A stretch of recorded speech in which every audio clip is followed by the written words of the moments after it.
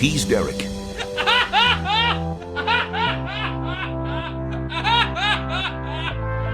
She's Romaine.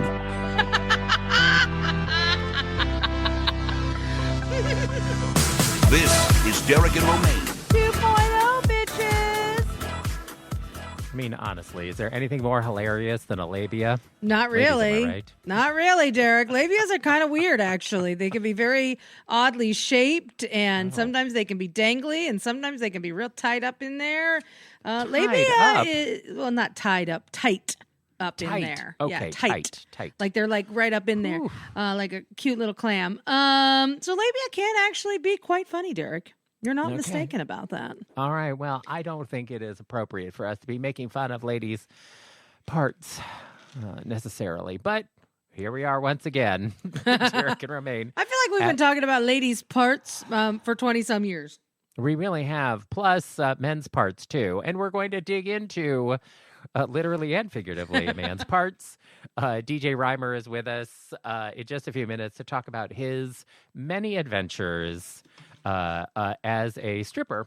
Mm-hmm. And he writes about it in his new memoir, and Go-Go Boy. And so we're going to talk to him about that in just a couple of moments. And, you know, strip clubs are something that Derek and Romaine are quite familiar with. I've been to a few. One or two. I have, yep. Mm-hmm. But it is a little bit different. You know, like the gay guy strippers. I've been to a few of those as well. Yeah, the ladies. It is different. The dynamic is different. Oh, yeah. The financing of it is different. Yeah, Boy, the because the ladies. boy dancers don't really do, like, private dances and stuff, do they? They do. Do they have, like, So- a champagne room they take you back to? Yes, Oh, depending on where it interesting. is. So, Okay. you know, a lot of times, will I go to a gay bar? Yeah. And there will be just like A boy on a box. a guy on a box. Yeah, or on a bar or whatever. Right. And so in those cases, it's really just in-room entertainment, Mm-hmm. like ambiance. And Yeah. even when we were in New York, remember they had the Maritime Hotel. There briefly, like that was the hot night Oh, yeah. thing, and they would have men and women who were sort of scantily clad, twirling around from the ceiling and what have you. So sometimes there are other like straight-ish, and the Maritime Bar scene was sort of gay adjacent. Right. I mean, there was a lot of straight there. It was not strictly speaking a gay bar, although it was very popular with the gays. Yes. But it was also very straight in a way. It was kind of like we're all going to meet sort of in lower Midtown, the gays and the straights, for a high-end experience. Right. And anyway, so sometimes there is that even the ladies are sometimes that kind of in-room entertainment, but usually a lot of gay bars, it's just like a gay guy dancing on the bar or a box or something in the middle of a nightclub. I remember after I came out, my dad wanted to go like hang out with me and my friends at a gay bar. And I was trying to like, what is the least horrifying gay nightclub experience I can take my dad to? And so we went to Studio One, and we walked in, and almost immediately my dad turns to me. He's like, "Are there always men in their underwear dancing on boxes?" Right. And it was so in the background for me because it wasn't what I came for. And I was like, "Oh God, I've taken my dad to basically a strip club," and I was trying to take him to like a nice place. Anyway, didn't work out that way necessarily. I mean, he didn't mind. Not like he had never seen a man in his underwear before, but Right. it was definitely, I was trying to ease him into the gay experience, not throw him into the stripper deep end. But DJ Reimer, his experience is more of this dance on a box, dance on a bar club experience. But like when I go down to Florida, they have kind of stripper hustlery kind of bars that are there. Yeah. And in those places, they do have like a champagne room kind of a situation. Like the bar is just specifically guys in their underwear dancing around. One of them that we went to, I can't remember the name. One of the listeners is going to write in about it, but one of the ones we went to, they basically have like a bullpen.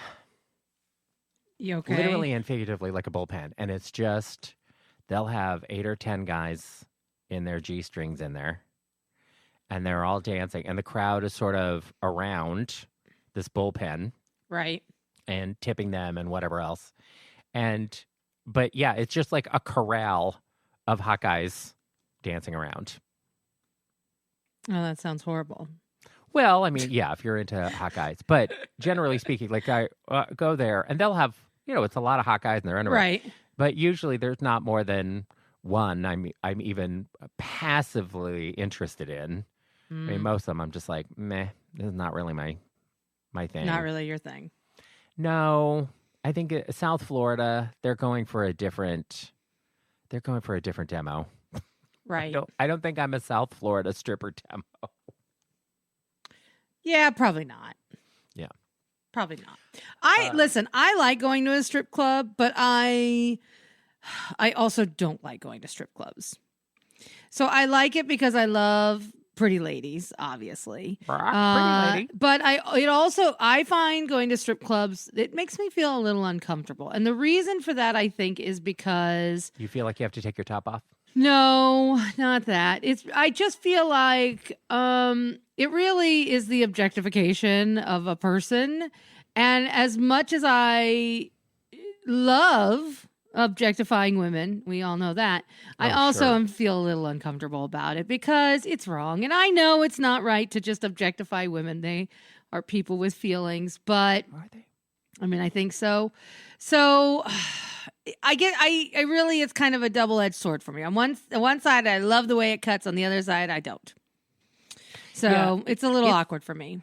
But meanwhile, when it's men, Well, if it's a man, I'll objectify like a the piece of meat. shit out of man. Who Yeah, I cares? don't even care. Because, the power dynamic men. is different. Yeah.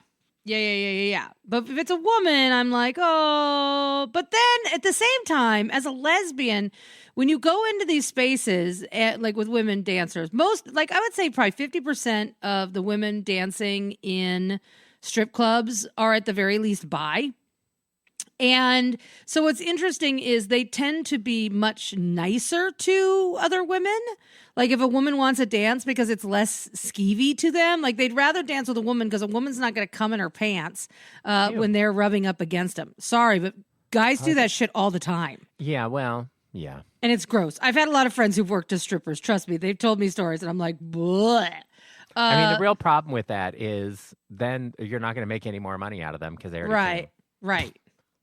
So there's a lot of those kinds of things, right? And but so the ladies tend to be nicer to me in a strip club because they'd rather dance for me than for some skeevy guy.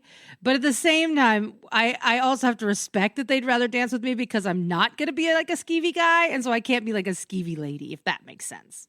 So it does change things a bit. I mean, I have to echo this just in the sense that when we have been to these straight strip clubs with women dancers, not all of the women, but a segment of the women do like gravitate around us because gay guy and lesbian, they're working, but it feels like safe harbor. And I have to feel in a situation like that, like part of the uncomfortableness is that they are gravitating to a place that is a safe place, which says there are parts of this bar where they don't feel comfortable and safe. Right. Because they're not coming over because like, oh, I'm bored. This will be fun. Because sometimes it is like that. Like we've been to some of these clubs and it was a little slow. Mm-hmm. So the girls are like, well, I got to sit somewhere, right? And might as well sit over here for a minute because it is a bit like a break and it's not, why fight over the same guy with three other women when it's not crowded, Right. So I look busy, but I'm also not, I'm not killing myself for $20. But it often does feel like they gravitate to us because it feels safer. And so as long as that dynamic is there, I agree with you. It's not a great situation. Yeah. Yeah. Right. But I do like a stripper. Just saying. That's just how it goes sometimes. I do enjoy. I know. But if you enjoy objectifying men, well, yes. Have we got one for you to ogle with your ears? Mm-hmm. Well, you can also ogle him with your eyes when you read his book, Go Boy. DJ Reimer is with us next. You're on Derek and Romaine. DNR 2.0. Derek here along with Romaine, and joining us now, it is author DJ Reimer, and he has a brand new book out called Go-Go Boy, Memoirs from the Kitchen Floor to the Dance Floor. It sounds exactly like what you think it is. His book is available everywhere fine books are sold, and you can get more information on his website, gogoboybook.com. And he is on Instagram and Threads as DJ_Reimer, and his last name is spelled Reimer. DJ, welcome to the show. Thank you so much for having me.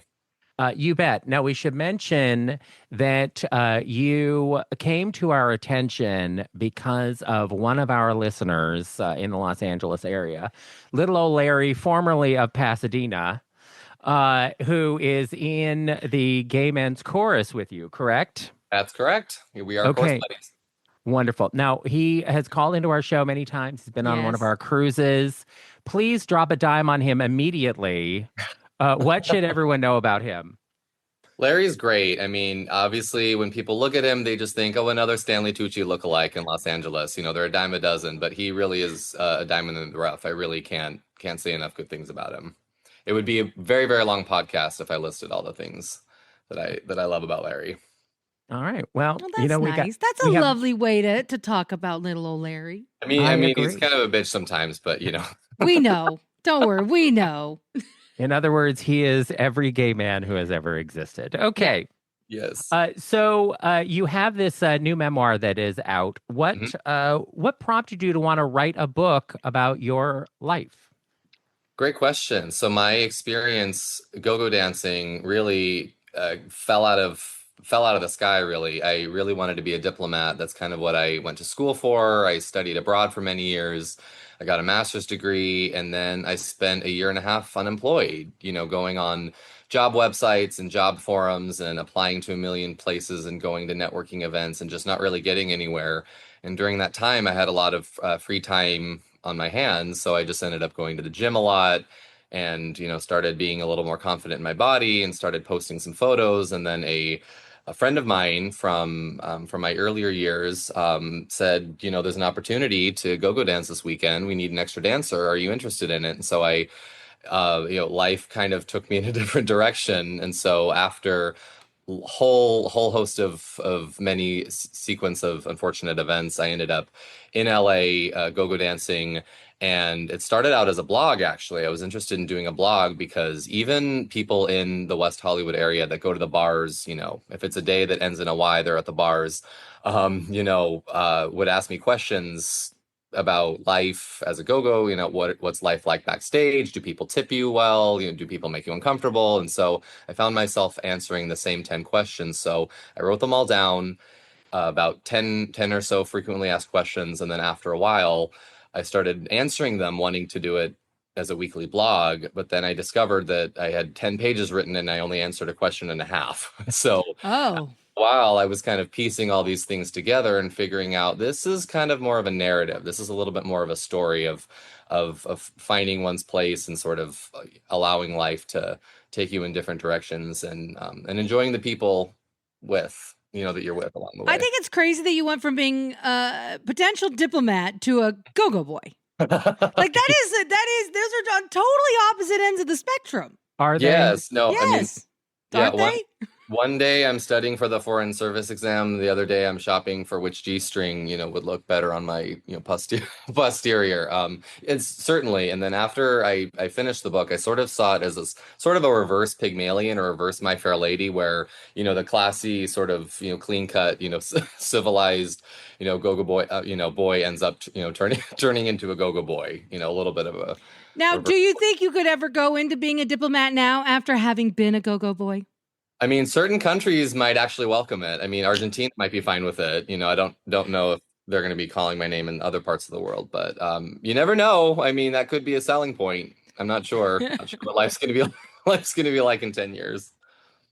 Well, that's true. I mean, I have never had to shake it on a box or wanted to. However, I have been to many a gay bar, seen many a man on a box, and I have to imagine though that there is a certain amount of diplomacy as a dancer that is going to go into the work.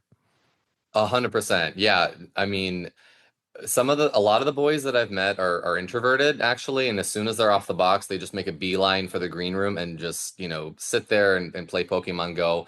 Some of the other boys like me are a lot more extroverted, and so, the glad handing, the shaking hands, and little bit of this and a little bit of that definitely does translate to the go-go life as it would perhaps in an embassy. Maybe with a few less clothes, but other than that, it's pretty similar. As I've said many times before, people expect a lot for $1. So, how much diplomacy goes into the negotiating of how far things can go for only $1? Definitely. Well, usually if I get tipped, somebody will, they'll look at me sort of from across the room, and then if they approach me, I can sort of see the dollar amount. And so depending on what founding father I see on the paper, I'm like, okay, I'm gonna be a little bit more this or a little bit more that. Obviously, if it's a friend of mine, I'll indulge. But if it's someone that I don't know, $1, $5, $10, sort of depending. I sort of adjust my body language and my body movements and my time spent squatting, as it were, depending on the amount. And I'm not a prude, and I'm not, obviously, keeping everything, PG-13 at least. But the more attention, the more money, they do coincide. So I have to do a little bit of a cost benefit analysis right before I squat down.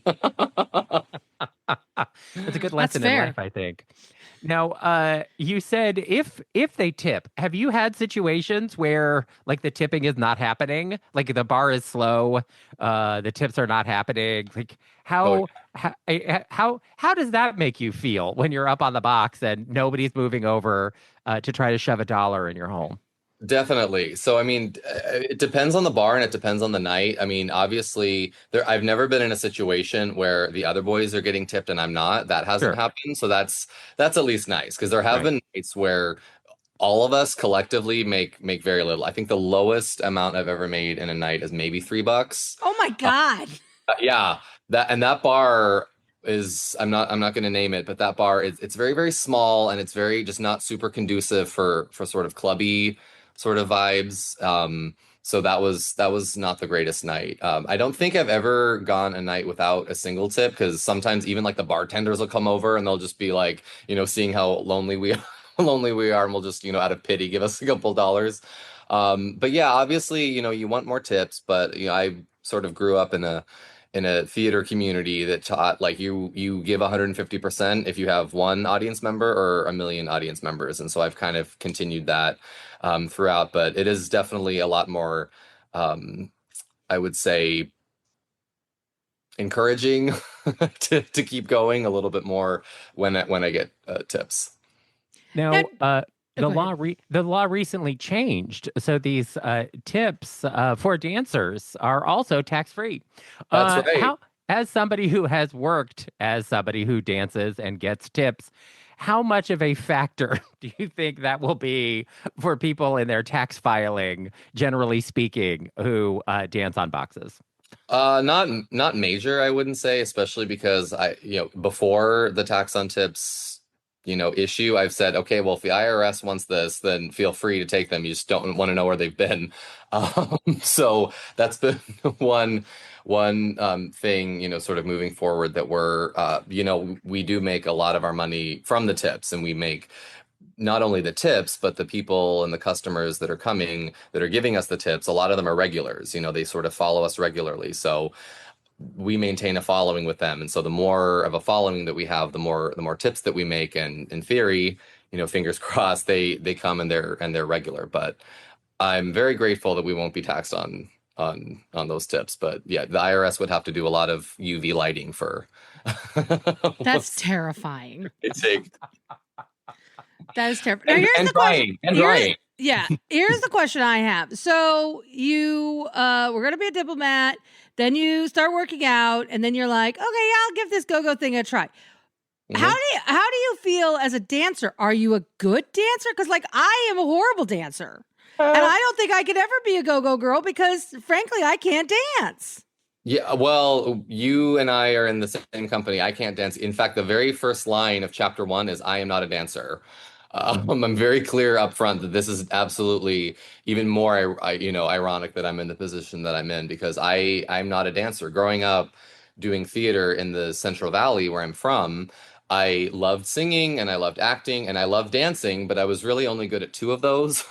And so as soon as I heard the phrase triple threat, I kind of knew that my Broadway dream of performing would sort of never come to fruition. And what's ironic about all of this stuff is actually my choreographer, when I was doing community theater, always knew that I couldn't dance, but he was the one actually that got me my first go-go gig because he was also a go-go dancer.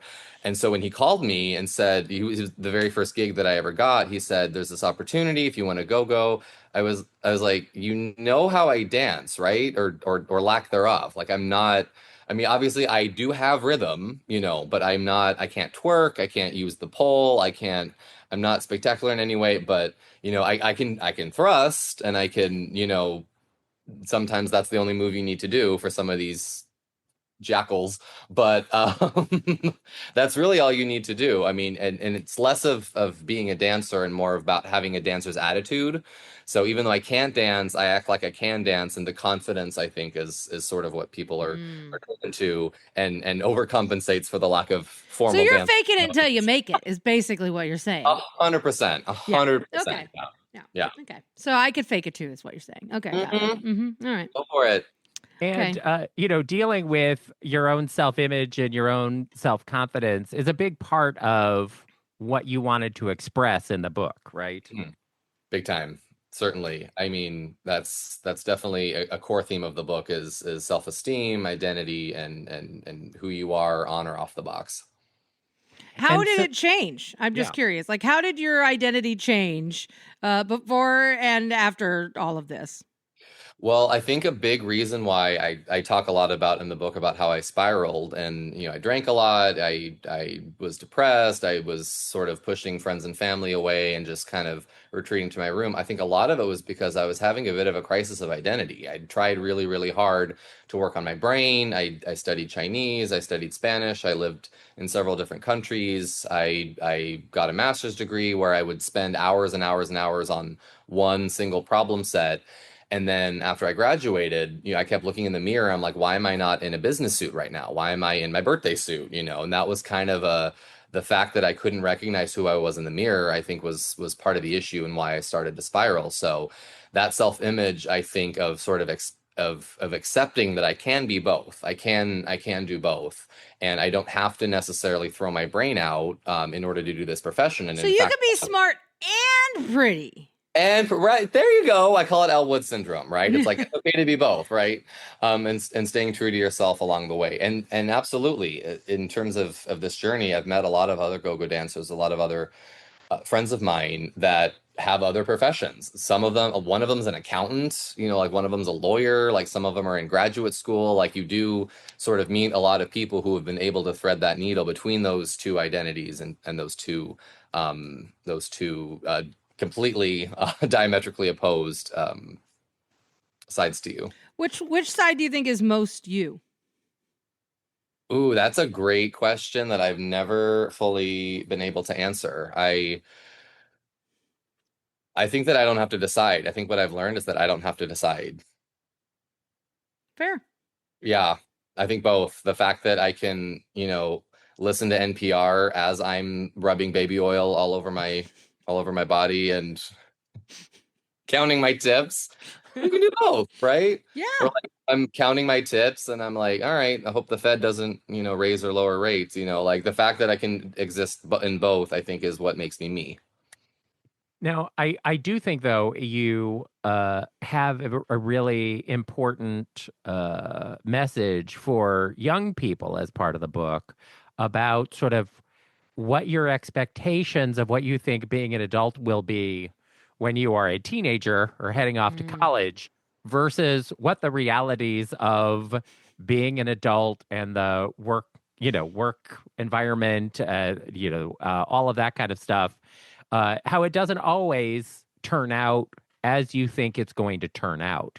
But that can be very difficult I think, especially for you, because you had a very narrow and specific career path as a diplomat, it's not like, oh, I want to be a doctor. And there's lots of different kinds of doctors or lots of different ways to be a doctor.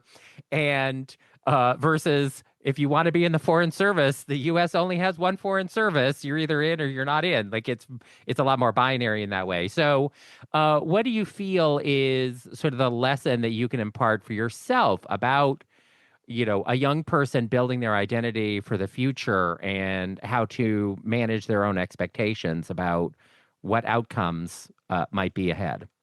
Definitely. Well, I probably should have asked this in the pre-interview, but can I swear? Oh yeah. Other words? Okay, just check. Yeah. Because my message, if I were to speak to young people or anybody, a few years sort of behind me, sort of what would be your advice? My advice is we're all fucked. I mean, really, if you think about whether it's the climate or AI or the political situation, whatever, like we are all absolutely royally fucked. And I think that's one issue that I tried to fully understand through this journey was I was raised by, as I mentioned in the book, I was raised by Ward and June Cleaver. Like if you just work hard, there's a few bad apples, but if you work hard and if you're an honest person, whatever, you'll make it in life. And when I finally got into the job market, I realized that that's not true, that people really don't give a shit about you, particularly, once you get into sort of higher end sort of jobs. I mean, you're a number. You're not, you are what you can provide to the company. You are not a human being at the end of the day. You're just a number. And I think that dehumanizing aspect made really, really was a wake up call for me, and understanding that there are not a lot of people in the world that actually care about you because of you. And so my subtitle, from the kitchen floor to the dance floor, the kitchen floor represents the time where I spent, drunk, hungover, upset with the world, not confused why things weren't lining up the way that I thought they were. But to the dance floor, there are a lot of moments that I talk about in the book where the dance floor is where I sort of view my life and all the different kinds of people that come in, ones that come out, people that ignore me, people that give me the attention. And I always go back to, there's at least one or two people that will be looking at you and seeing you for you and not just looking at you. And that's how I've been able to reconcile, I think, the fact that I haven't been employed and the fact that I haven't been used for my brain, is that I'm going to have these friends regardless if I'm employed or if I'm unemployed or if the climate's on fire or if we get invaded by robots. Like, I know the kinds of people who are looking at me and seeing me for me. And what I tell young people, find those people and don't let them go, because they're going to be there regardless. Yeah, I think it is important to build a network around yourself of people who are there for you.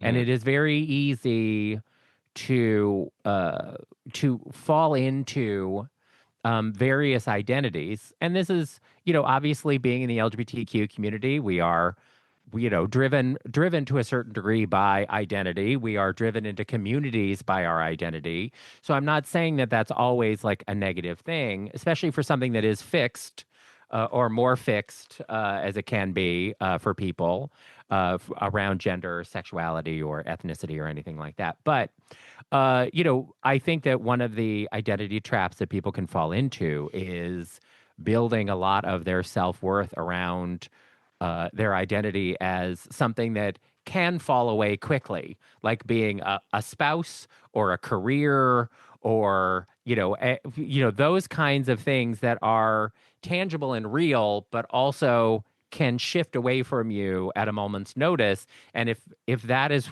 if you're resting a lot of your worth in something that can shift away from you, that is dangerous. Definitely. And just reading between the lines there, I mean, I know I'm not going to look like the way that I look like forever. And I know that I'm not going to be able to move. I mean, even though I can't dance, I can at least move. And, but the very few movements that I can do, I know I probably won't be able to do forever. But certainly, I think that I've accepted, and I think many other go-go dancers and many other models, whatever it is, have accepted that, our bodies do have expiration dates, and, there's a supply and demand, just like with any other industry. And learning how to decouple your sense of self-worth as a dancer versus yourself, being able to separate those two things. And just because you stop becoming, you stop dancing, that doesn't necessarily mean you should stop, enjoying life or dancing, period. You can still dance, it just won't be for dollar bills. And so one story I love mentioning, and this is in the epilogue, is one weekend I was really, really struggling with this, and it really, really didn't feel like, I was not getting as many bookings as I would have liked, and I was, really upset and really kind of, financially, obviously, really concerned, and the self-esteem, obviously, really, really concerned. And then a friend of mine said, just have fun, this week, it's Pride weekend, have fun and just enjoy yourself.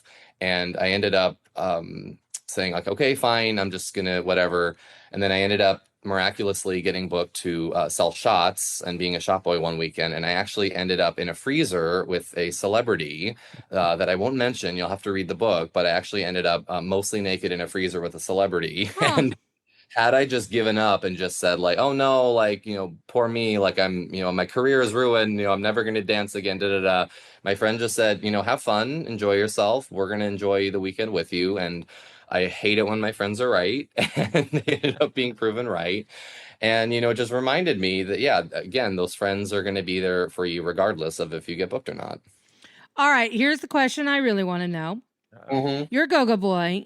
How often does being a go-go boy get you laid? You know what's really strange about that? I don't get turned on at work. I don't know why. Like I'm scantily clad. Everyone around me is scantily clad. Little TMI, I do like showing off and all of that stuff, but I've never, I mean, obviously a lot of us, we wear cock rings, some of the boys like to do Cialis, but I don't, like when someone's flirting with me or trying to take me home, I'm not thinking about sex. I'm thinking about, if McDonald's or Wendy's are open at that hour, like that's actually what I'm thinking about. Like it definitely helps. I'm not gonna lie. It definitely does help a lot, but not while I'm at work. I mean, maybe I'll exchange an Instagram and then later on after I'm, showered and, I'm clocked out as it were. It does help. I would say it does help. Yeah, but not while I'm at work.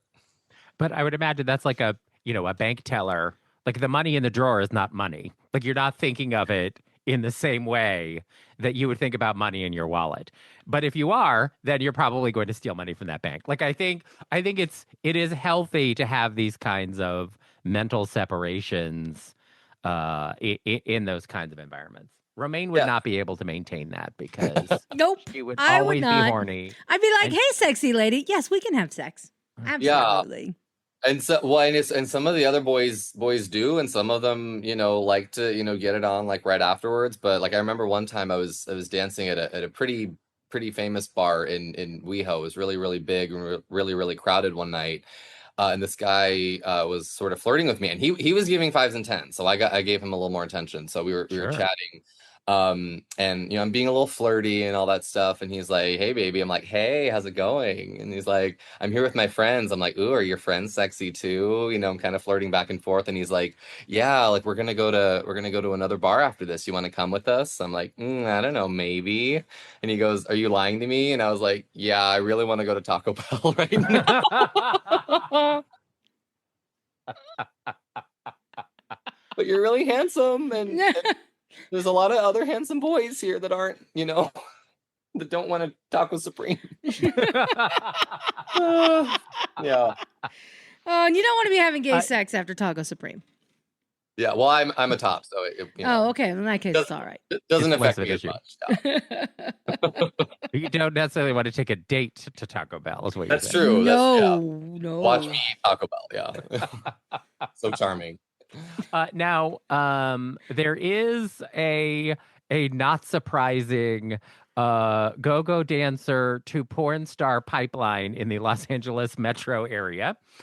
So how obviously that landscape has changed a lot, although, with sort of OnlyFans and social media, sort of the landscape of the line sort of between being a go-go dancer and a sex worker and a porn star is much, much blurrier now than it was in the past. So What are your feelings about that sort of generally?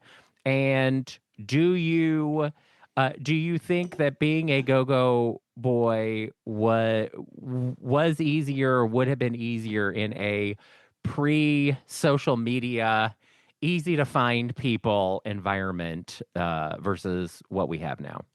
Definitely. Well, I don't, at least for now, I don't have an OnlyFans, and I've never done any sort of adult film work. Obviously, a lot of my coworkers have.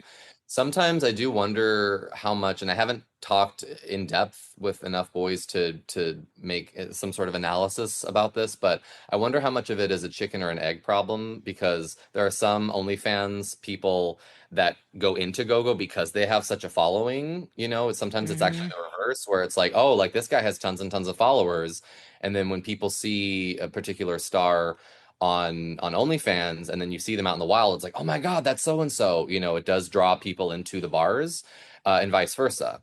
So I'm not as astute into that world of adult film, but I do know that there are a lot of boys that will leverage each of those things, right? They'll go into go-go dancing and sort of say like, oh, if you like me dancing, this is me naked, or vice versa. They'll be like, this is this guy naked. Now we have this person at our bar, leveraging those two sides.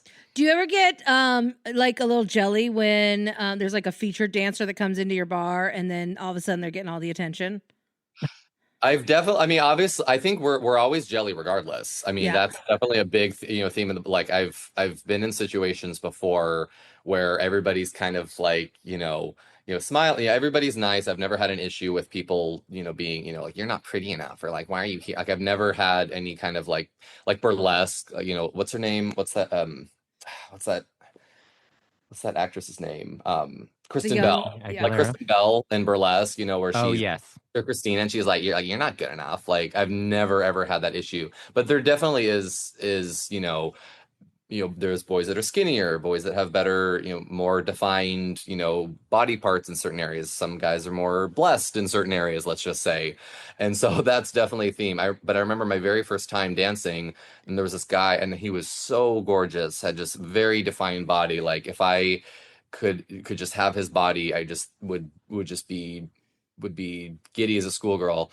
And we were chatting for a while, and he was, after a time, asking me, he was like, how do you maintain your weight? Like, I really want your body. I'm like, I want your body. Like, how are we not, it was very much like a grass is always green kind of thing. So definitely you can't escape that, right? Because we're always around each other, and we're always looking at guys with other bodies. So I've learned with a lot of things in this industry to fight for what I think I deserve, and to work out and work as hard as I can, but be grateful for what I get. So I've tried to turn off the jelly barometer, and there are other ways you can get attention. Wink, wink.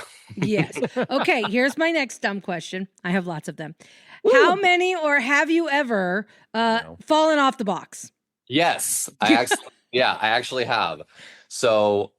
Actually, somewhat recently. This was maybe July. This was a few months ago. Whoops.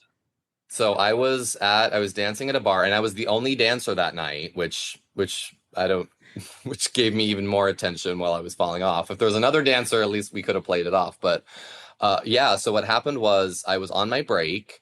It was a bar that's in North Hollywood. It's very not super well lit, which was part of the problem. And a bunch of guys put their drinks, including like pitchers of beer, onto the box. And I was on break for not even 15 minutes or 20 minutes, but that's all the amount of time that condensation needed to travel beneath. And so, I told them to move their drinks, off my box. I get onto the box, and then I'm dancing, and then all of a sudden, and I fell. And thankfully, it was a crowded enough bar that there were enough people that I kind of looked like I crowd surfed. But they couldn't hold me, so I ended up actually falling onto the ground. But they slowed my fall down enough that it wasn't like a Damn. Couldn't have been a emergency room situation. Although that would have been an interesting sight to see, paramedics putting a go-go boy onto a gurney. I'm sure it's happened. Oh yeah, oh yeah, and I've heard stories. I've thankfully, I don't do the booger sugar. I don't, I'm not, on the substances and things while I'm on the box. But if people put their drinks that are super wet, and if it's super not well lit, I can't see the condensation, then it's gonna happen. Yikes. Hmm. That's Yeah. terrifying. I've been friends over the years with many a porn star and dancer, and I have always enjoyed the sexy wipe down of the box, like the dancer bringing like a bar rag up with them, and like I'm sexy squatting, whatever, and then like Right. having to wipe down the box because like otherwise you're going to die. Yeah, um, I've done that. I've done that with my sweat, actually. I mean, there are some days, right. when especially if it's a bar that doesn't have adequate AC. There have been times where I'm like, okay, I need to stay in character because you're in character Yeah. the entire time, and so I'm thinking, okay, how can I both wipe the sweat away from my face but still stay sexy? So there's a little bit of that, like, kind Uh-huh. of, but because if I don't, like, and if it gets into your eyes, like I have a horrible poker face. Like I show, like if I'm uncomfortable or something, like you'll see it on my face. Like if it goes into my eyes, I'm gonna be like, you know, making making faces. So yeah, but that's where the theater training comes in handy. The improv. It's like every answer is right. Just keep going. The show must go on. So with this in character idea, like Mhm. I know I've known a lot of female strippers over the years, and they all have a staged name that they perform under. It's never their real name. So is the same said for you? Do you have a stage name versus a real name? I probably should have a stage. I don't actually. I've gone by DJ ever since I was, like ever since I was born. I'm named after my father, and so a few years ago when I started working sort of, with a sales or whatever part-time job that I could get, anytime that I was in sort of that context, I went by my first name. And then that, honestly, I think that was a little bit of how I was able to reconcile the two identities, because when I'm David, I'm polite and I'm a diplomat and I have these languages, and when I'm DJ, I'm fun and I'm all of this stuff. So I still go by DJ. I still think it's a good. I think it's a good enough stage name. It has led to a little bit of confusion in the past, though. A lot of people think I am a DJ, or sometimes bar owners, after I get paid out, I'm like, all right, I'm DJ. What's your name? I'm DJ, and then they'll pay me like as a DJ. Like, no, like my name is DJ. My name is DJ, but I go by go by go DJ, and I think I'm gonna stick to it. I Yeah. don't know if I could, I don't even know what my go name would be. I don't know. I'm sure you could Now, think of one. I'm sure we could. I'm we sure could we put could. I'm sure we could come up with something, but it's pretty good. Now, have you thought about actually, as we have talked about, you can't dance forever, but you could transition into being a club DJ. Have you thought about this? That you could sort of be both for a while.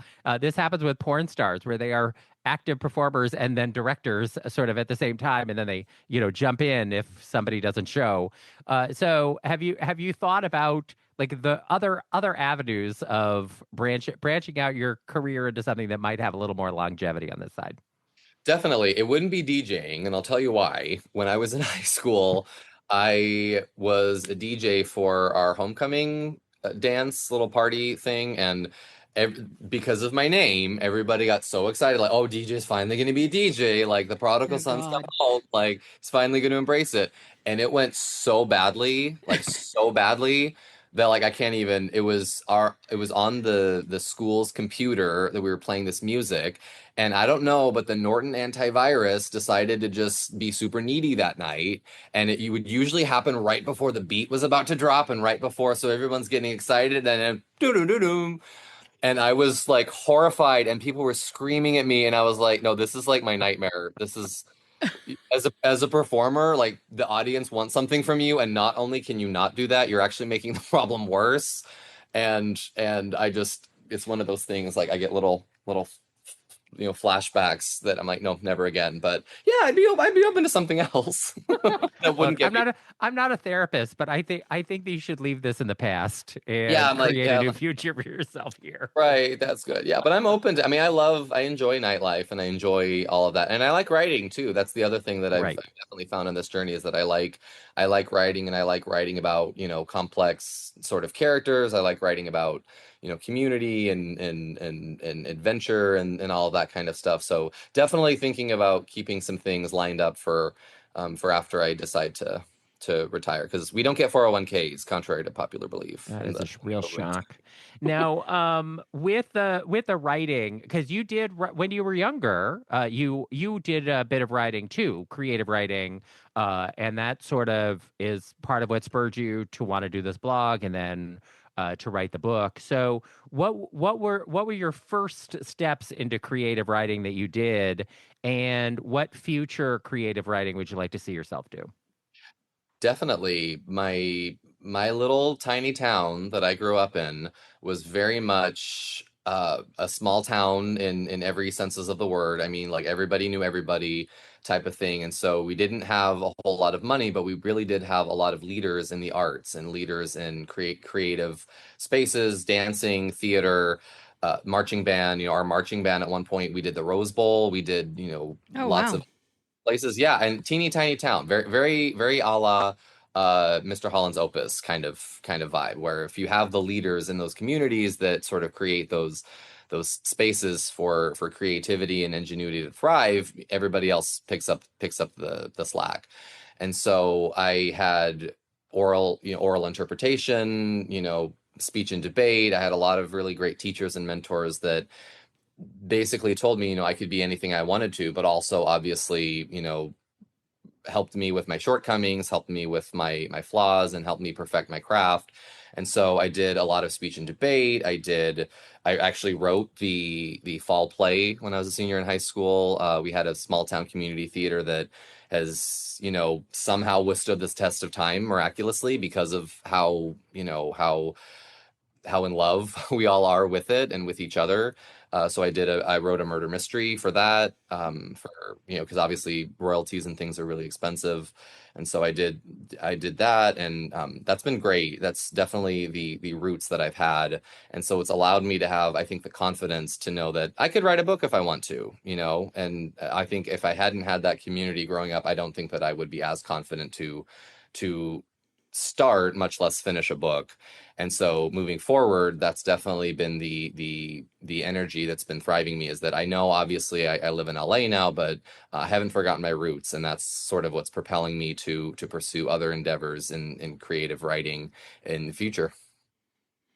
I love how Derek asks you all these very serious questions, because I'm about to ask you a very unserious question. My next unserious question is about what you wear when you're a go-go boy. I thought you were going to bring up speech and debate. No. I knew you thought that, but I'm not going to go that way. Level champ. Yeah, I thought you'd be like, I also grew up in a small town. I did. Also, that's true. Yes. And I thought you would swap stories. We're not going to have serious conversation, Derek. We're going to talk about G-strings, jock straps, and other things like that. So, DJ, where do you shop? What is your favorite brand? And what do you prefer to wear when you're on the box? I tried. You tried. Yeah, you tried. That's so I'm funny. asking the important questions people want to know. It was so funny. Larry was like, Derek's probably going to ask you all the sexy questions and Romain's probably going to listen. And I love how we've just flipped the script on that. He doesn't know Larry us at all. doesn't know. What does Larry know? Certainly. So I've learned I don't like dancing in thongs. I really don't, because my just skin, go right up your butt crack. they go right up, and just and I'm just, they're sensitive, and it's just, it's not the best. I prefer dancing in briefs, preferably bikini briefs. They, typically speaking, bars let us bring our own stuff, so I like just sort of lightweight, briefs that are easy to change in and out of. I like jock straps. Obviously, there are some jock straps that are this is kind of hard to explain verbally, but there are jock straps that kind of cover a lot, I'll just say, but they're still offer a little bit of that sort of curiosity, sort of like there's a ton of skin, but it's behind this little sexy spider web kind of thing. Yep. I feel like a slutty Black Widow every time I wear that outfit. Yeah, definitely. I like Andrew Christian. Obviously, has a lot of great brand. A lot of great fits. He's not going to be in business that much longer, though. I know, he just announced he was leaving the business. Yeah, leaving the business, and he's also from Fresno, so small world, little small new world.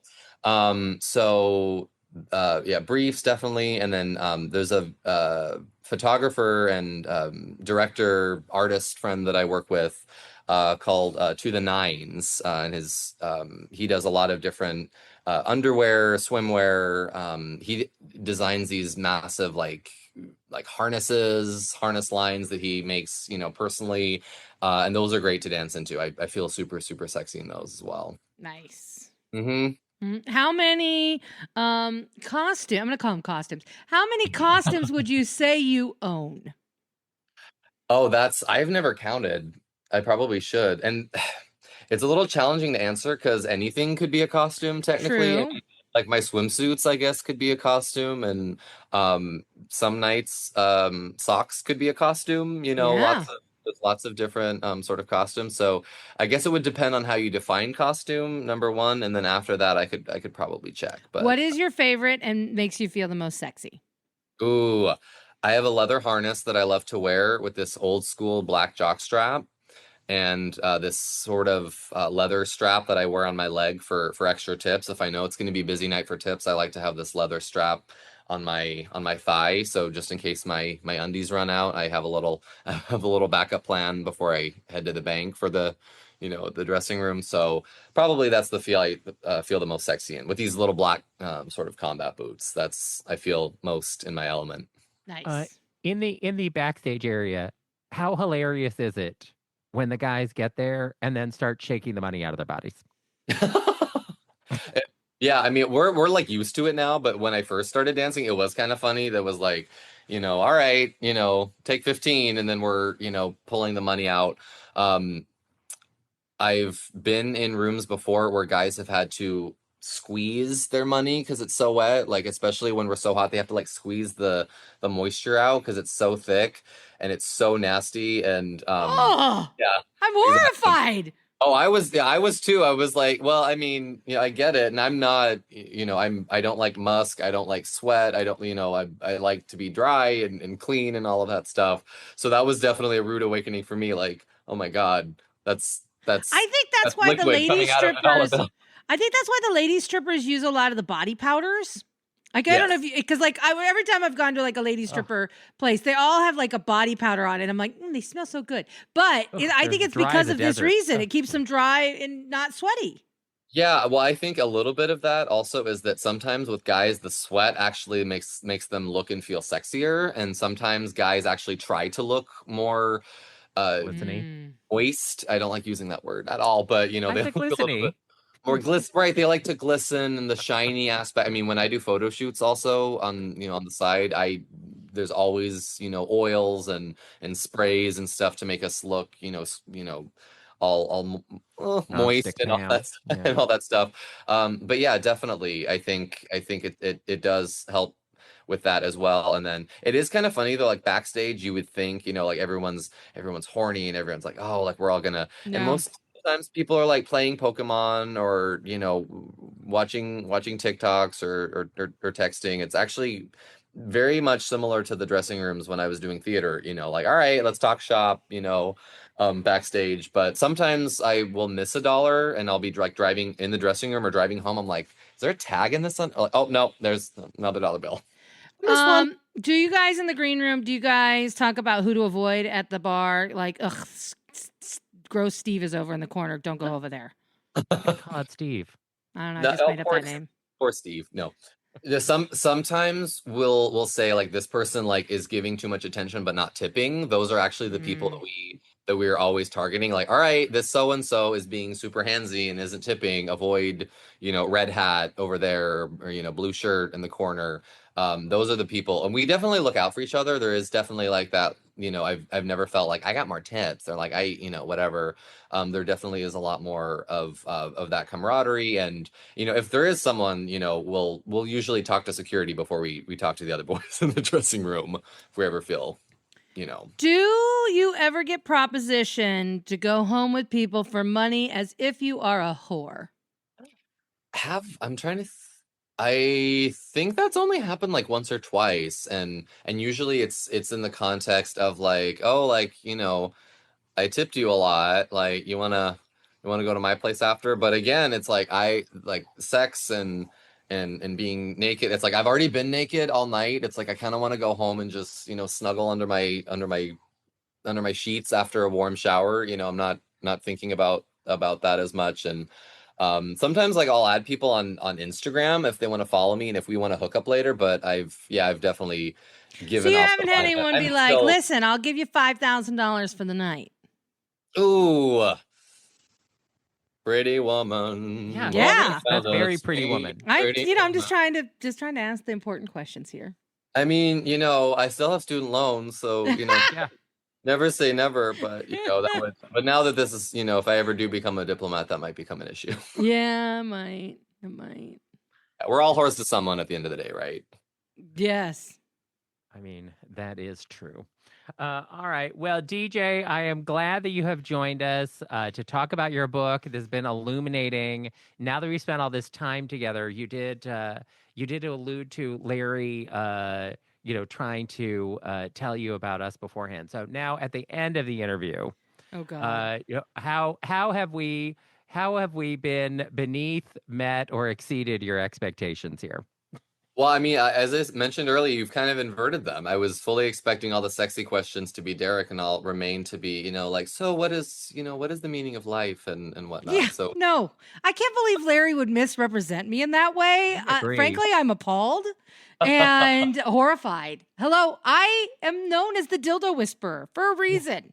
that's fair. That's fair. Okay. Derek No, I is mean, not known as the dildo whisperer. No. Not even a quite little bit. Quite and the his name opposite. begins with D. He's Yeah. the D whisperer.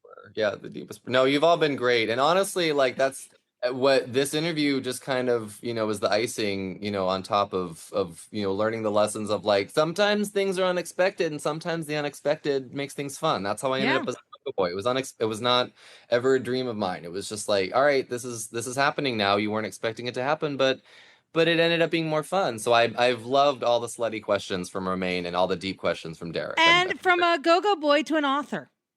Definitely. Another big shift, but a good one. That's right. That's right. Well, and I appreciate your time and obviously giving me the opportunity to read to talk about the book. And we actually have a discount code for DNR listeners. So if DNR listeners go to www.gogoboybook.com and put in the discount code DNR in caps, DNR10, you will get a 10% discount off of Go-Go Boy. Sweet. Fantastic. That's nice. That was very nice. Wonderful. Slutty. I do actually have one last question because I know that you are into doing trivia nights when you're not on a box. Yes. Have you applied to be on Old Man Questions, aka Jeopardy? If would you want to go on Jeopardy? I would be absolutely down to go on Jeopardy. I think that'd be a lot of fun, and I like game shows. I like watching game shows, especially when they ask smart questions instead of just mind rot. I like sort of elevated discourse and whatnot. Now, if you were to get on Jeopardy, and they say DJ is a blank from blank. would you say go-go dancer or author? DJ is a go-go author from LA. I live in the dualities now. I've learned to embrace the dualities, imbue the dualities. Yes, indeed. I really think if you go on Jeopardy, you should definitely say go-go dancer because it will lower the expectations of the other competitors, and it might give you an advantage. because they're going to think you're dumb. Yeah, they might think you're a lightweight, and then you could, because the upside is if you win, everyone will be like, wow, that go-go dancer's really smart. Right. And if you lose, they're like, well, he was a go-go dancer. How did he get on the show in the first place? That's a good point. That's a good point. Imagine the other two contestants just like, I lost to a stripper. Like, what the hell? Yeah, because whenever it's a tenured professor with 9 degrees and then they lose to a housewife in Des Moines, I'm just like, how will you face your students after Can't. this? So That's right. I think this is a strategy. Under promise, over perform, as they say, right? Mm-hmm. Exactly. All right. Our thanks to DJ Reimer for being with us. His website is gogoboybook.com. He has a discount code for DNR listeners, DNR and the number 10. and you can get 10% off of his book, or you could pay full price. He accepts your tip. The book is Go-Go Boy, Memoirs from the Kitchen Floor to the Dance Floor. Our thanks to DJ Reimer for being with us, and to Lil Old Larry, formerly of Pasadena, for recommending him to be here on Derek and Romaine. Well, there you have it. The end of another perfect episode of Derek and Romaine. And if you want more great fun, go to dnrstudios.com and subscribe to get our show every day. And don't forget, for DNR Plus subscribers, you can use the DNR Cast app for iPhone, available now in the App Store.